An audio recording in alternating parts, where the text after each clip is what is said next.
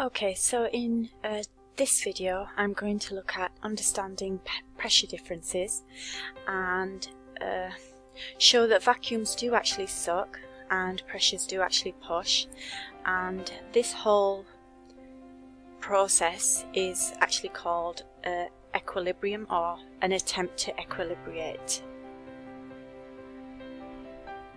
So if we were to carry out an experiment and we have 3 vessels,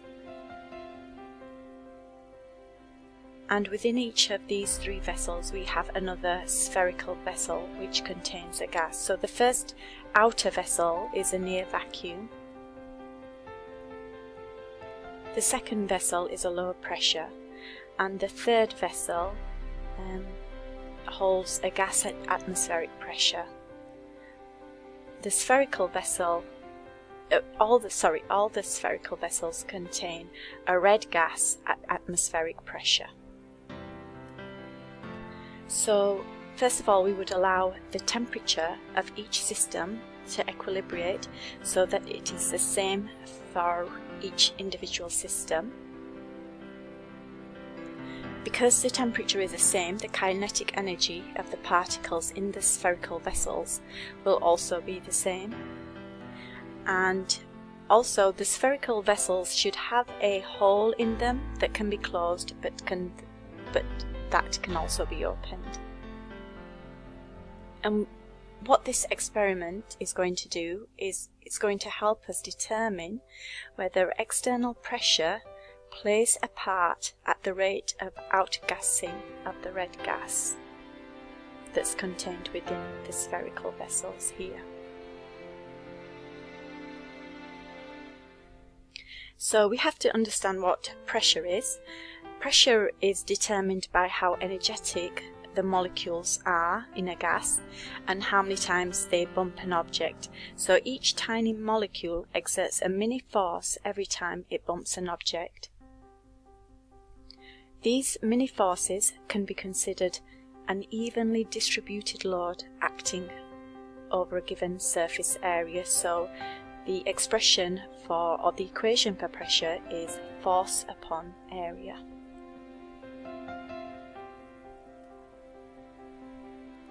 So let's open the vent in the first system to see what happens.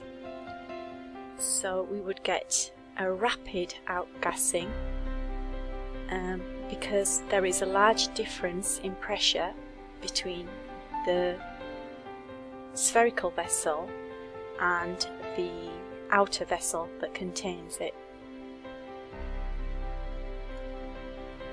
For the second system, we would get a moderate outgassing of air.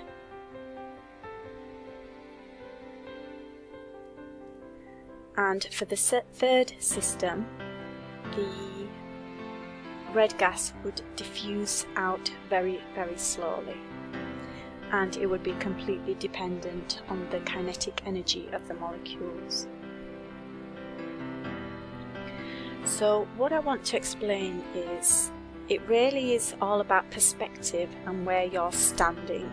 So if we look at the first diagram and we assume that we are standing here, so we are a little molecule standing outside the vent, we will feel as if we are being pushed away.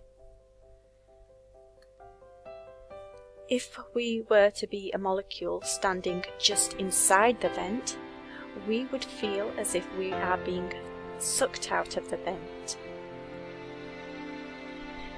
What we have to understand is, in reality, vacuums do not exist naturally.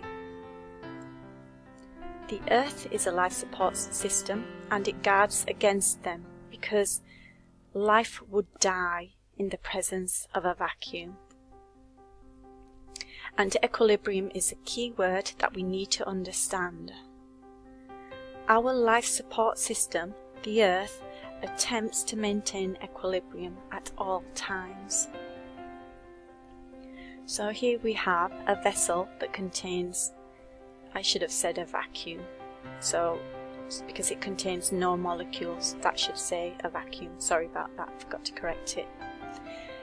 The second vessel contains gas molecules at atmospheric pressure.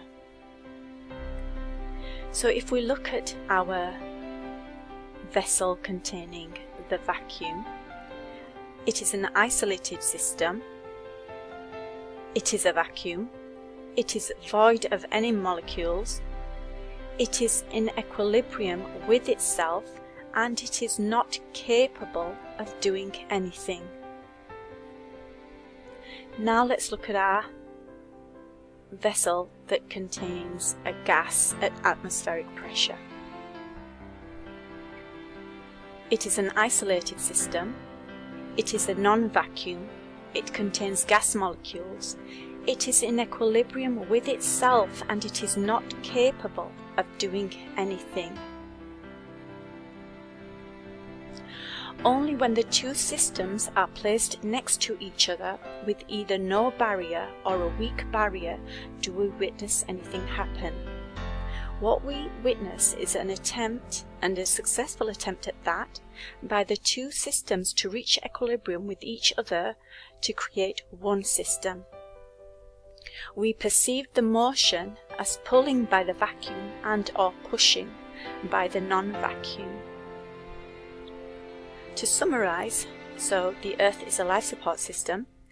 It tries to maintain equilibrium of pressures at all times, and this is actually very beneficial to us because winds clear away all the poisons and toxins that are in the air. And so from our perspective, we perceive this attempt at equilibrating as a pushing and or a pulling. So in that respect, vacuums do suck and pressures do push. In reality, as I've said before, vacuums do not exist in nature, they can only be created artificially. And to create a reasonably sized vacuum, you need a vacuum chamber like this. So please understand that a system that has a vacuum, if it is at equilibrium, it is incapable of doing anything. In the same way, a non-vacuum that is in equilibrium is also incapable of doing anything. It is only when these two pressures are placed together that anything happens, and from our perspective, remember, we perceive it as a pushing or a pulling. Thanks for watching.